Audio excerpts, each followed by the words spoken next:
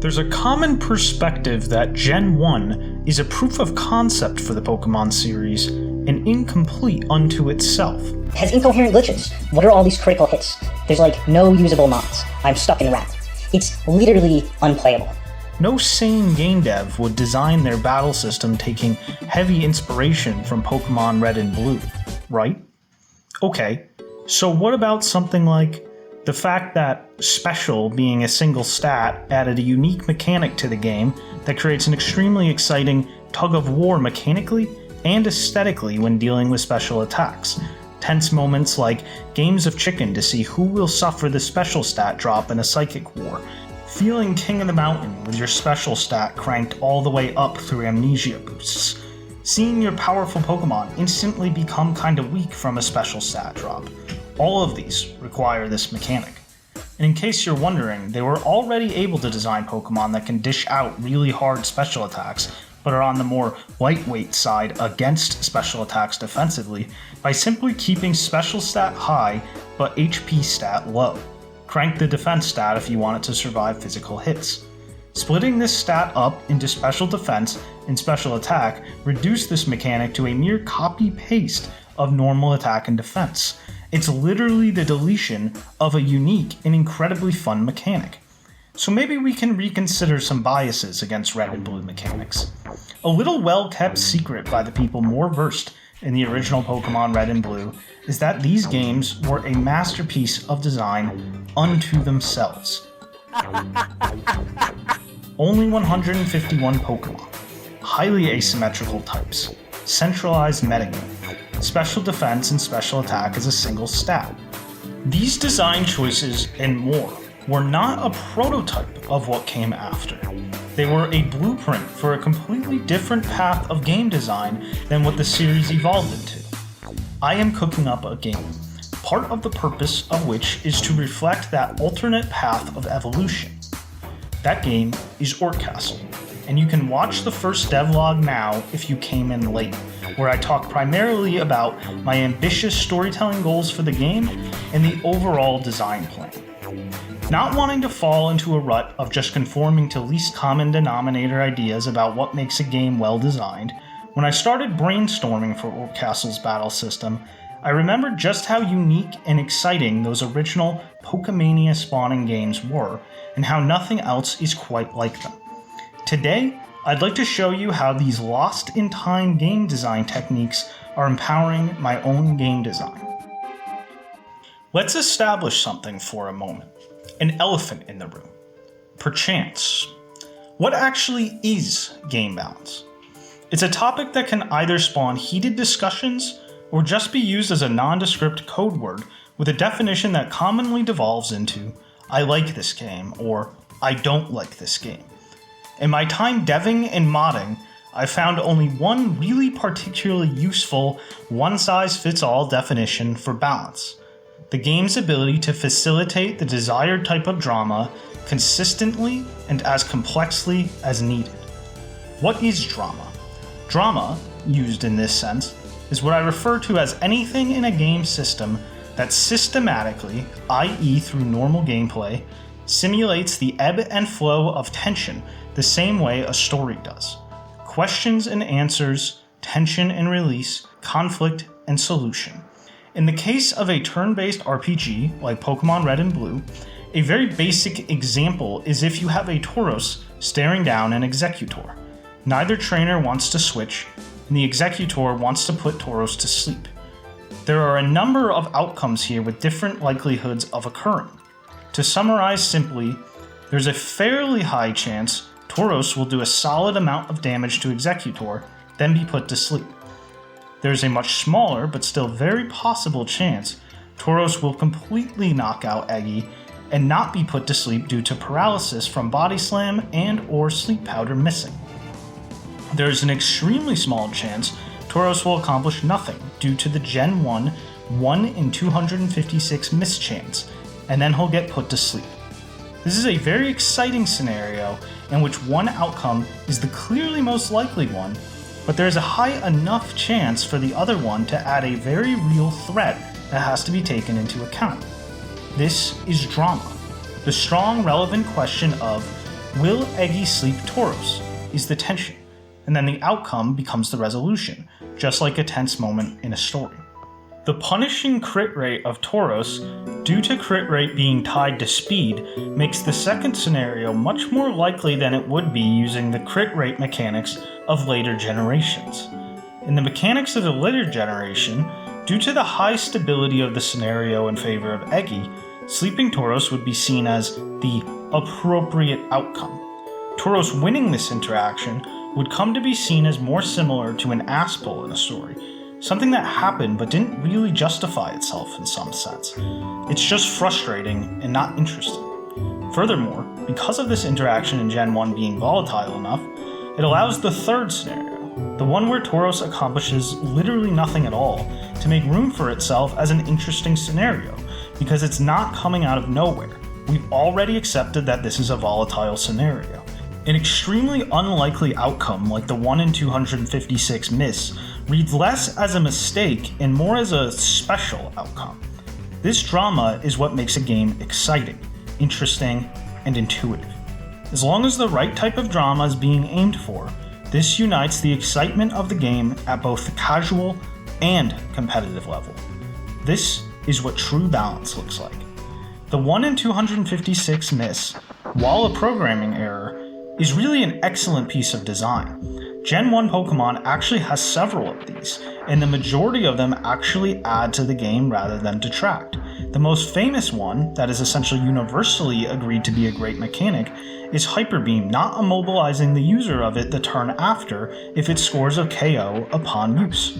Turns out, if something is well designed and intentioned, even the unintentional stuff can work for it. So yes, Orcastle will have a 1 in 256 style miss on all offensive techniques, although I'll tweak the exact probability to what feels best as the game progresses.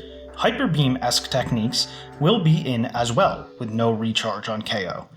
When deciding what the characters in Orcastle will be capable of, I'm being careful to not fall into the common trap of undertuning what they are capable of. First and foremost, I wanted to imagine the characters' struggles and solutions as if they were characters in a very well written and designed anime. Gen 1 absolutely excels at this. Every single Mon in the meta has such a strong identity of how they play that is both easy to visualize from a drama standpoint and intuitive to actually play. There are no throwing spikes on the ground to have your opponent step in them and hurt their feet. And don't even get me started on Stealth Rock. There's no munching on an infinite storage of leftover food to regain HP every turn. There are no techniques that burn the opponent without doing damage somehow. The ice does not randomly decide when it wants to fully melt. No overly abstract techniques like hidden power. Move pools too large to visualize what the Mon even is physically capable of. Concepts that don't even make sense, like blowing the Pokemon back into its ball with a strong whirlwind. Do they even know how Pokeballs work?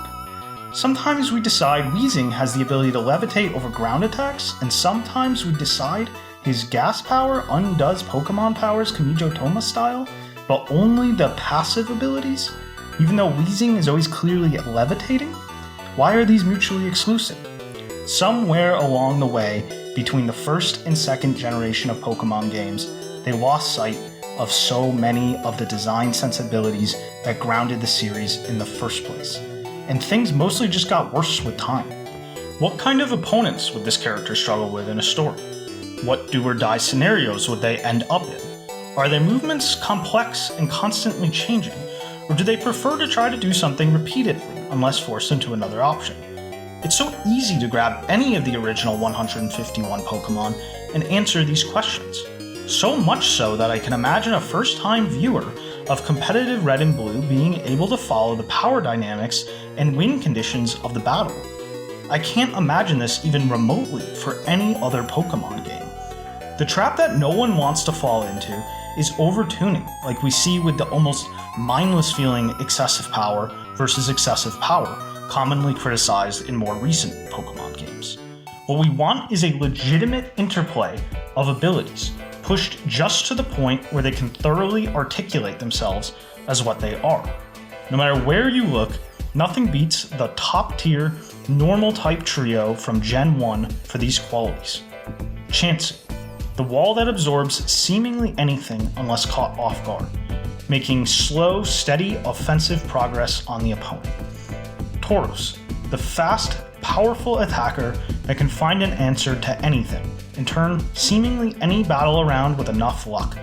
And Snorlax, slow but defensive and capable of nearly anything offensive.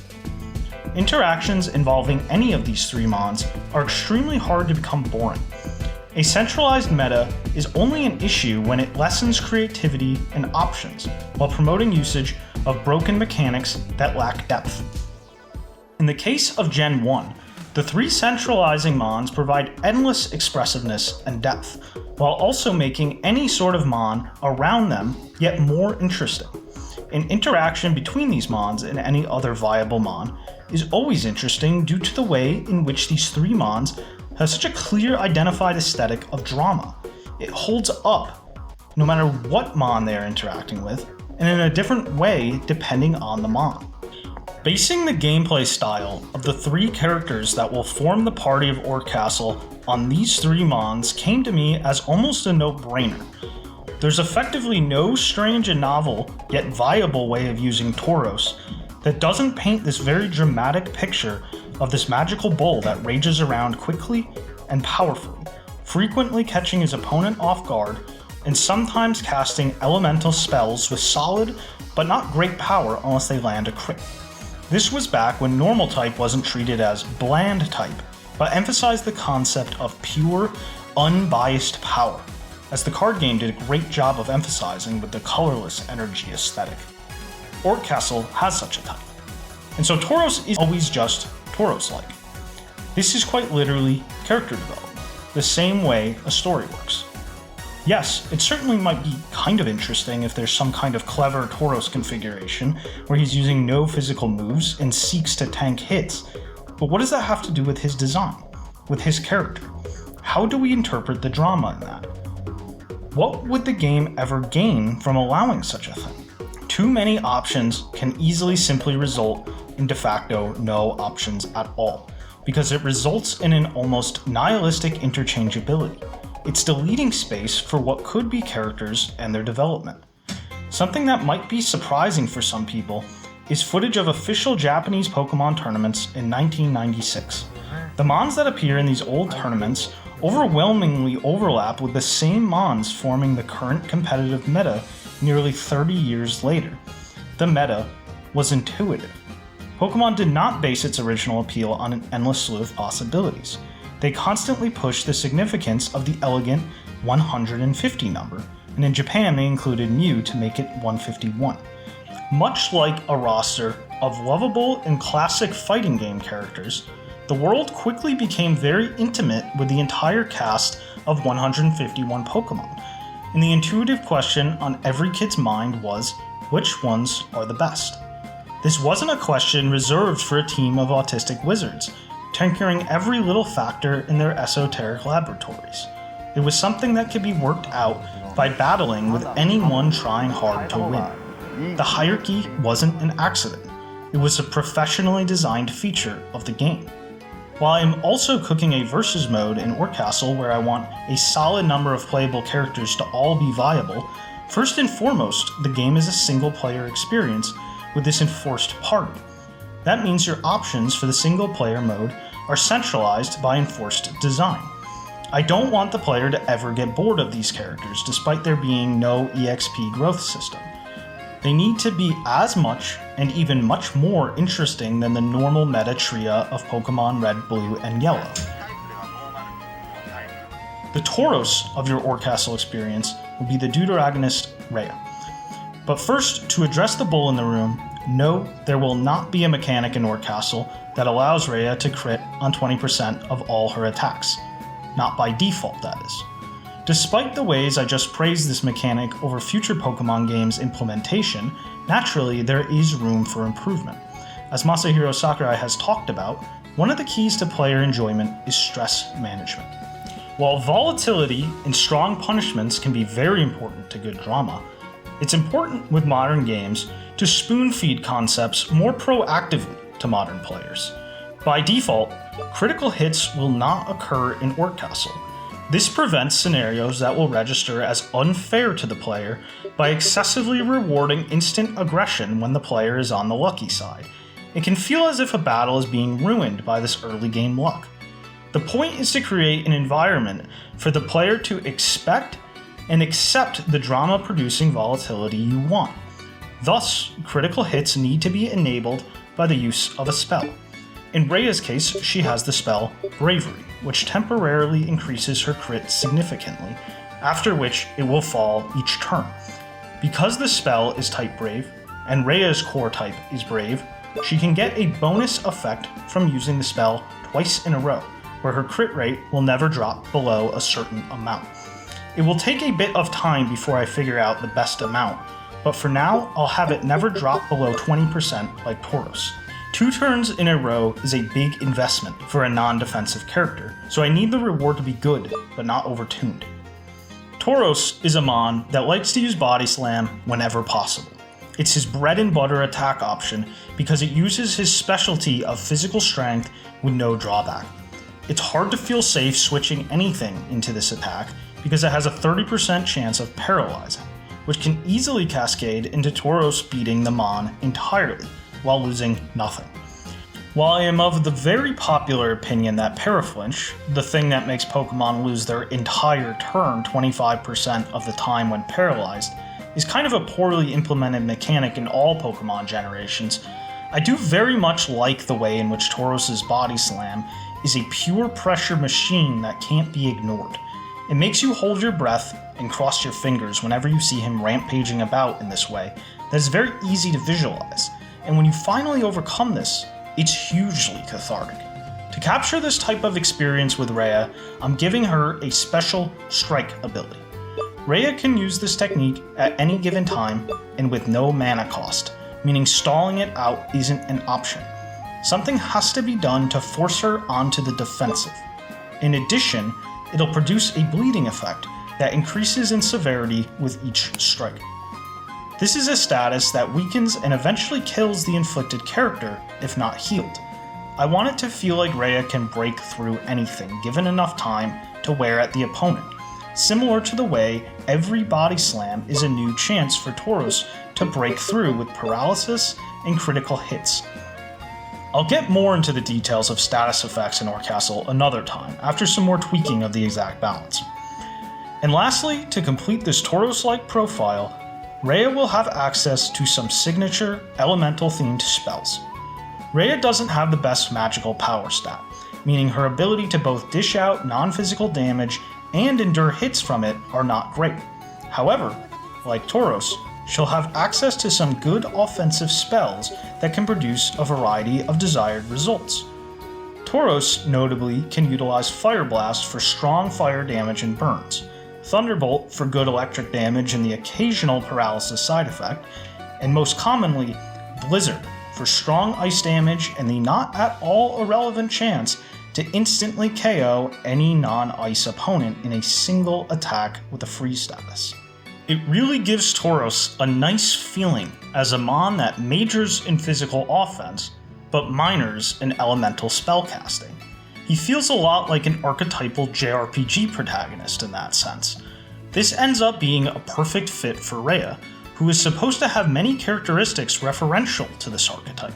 So, I granted her a signature electric-themed attack and a signature ice-themed attack to pay homage to a certain classic JRPG protagonist's starting spells. In the case of Orc Castle, any elemental-themed attack belongs to the elemental type, so the specific element is really just cosmetic in the type sense, but these spells differ meaningfully otherwise. The electric attack does something more similar to paralysis, slowing the foe, but the paraflinch aspect will be implemented quite differently. The ice attack, rather than freeze the opponent solid, i.e. insta-killing, will seal certain attack options for the opponent. There will be insta-kill techniques in Orc Castle, as you'll see next time, but it will be a little more involved than simply getting a lucky 10% roll on an ice technique. And, like with the bleeding status, I still need to work out the ideal balance with these effects. So with all that, we now have our first equivalent of Pokemon Red and Blue's meta-normal trio. But it doesn't end there for Rehea's design. No character is just going to be as simple as grabbing what I like about a Pokemon and adjusting to my own preferences. You might have noticed this option here, Barrier. That's not a defense option. Well, not merely. That is an option that allows the given character to switch to a different state, changing moveset, type when it comes to taking hits, physical defense, HP, and other factors. It's almost like if a single character in Orc Castle is closer to a Pokemon trainer than simply a single Pokemon. As a default, each character can switch between 3 barriers, given none of them have been broken. Most will be designed so that one barrier focuses on high levels of aggression, one is defense and healing focused, and one is some combination of offense and defense. It's almost like each character sort of has a Tauros, Chansey, and Snorlax within herself, but with each heavily modulated by the overarching theme of the character. Because Rehea is a natively highly offense-focused character, even her most defensive barrier, Knight, is still very concerned with dealing damage and breaking through the opponent. It's just the state in which she can access recovery and a better defense stat instead of a more highly aggressive option, while in her hero barrier, she can access her strongest attacks, stuff equivalent to Tauros' Hyper Beam. I plan on cooking up a cool piece of character animation for each character's strongest attack to give them more weight. There will be some amount of customization for these barriers, but only just enough to allow the player to bring purposeful elements of surprise to battle. The same way in Gen 1 of Pokemon, you wonder what move Amon brought to battle out of just a few options, keeping the drama tense, but without ass pulls. I want to make sure enemy AI is developed enough so that tactics like concealing a move will be effective against enemies in the same way they are against humans. There's so much more to say about what makes the first generation of Pokemon so great, so I'll be making more videos like this one as the other main characters get implemented. RPGs are kind of the opposite of common action genres in many ways, in that so much of the foundational phase involves an endless pile of design and volume of creation and system coding before you have something really up and running. But once you get all the foundational stuff knocked out, adding and changing things is a smooth downhill slide.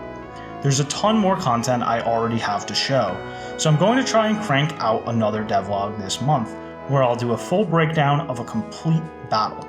And by that point, you yourself will be able to play a demo of Rehea versus Necromancer, where you can choose to play as either one against the other or a mirror match. After that, we'll see what non-one-on-one battles look like, which is an area I'll be departing fairly significantly from how Pokemon eventually implemented this. Infinite thanks, as always, to those who have already supported Orc Castle and engraved their names in history. Every contribution counts towards making the game possible. And if you want some powerful help in every aspect of your own creation, there is no better resource than the Howard Blast Patreon. Stay based in Otaku.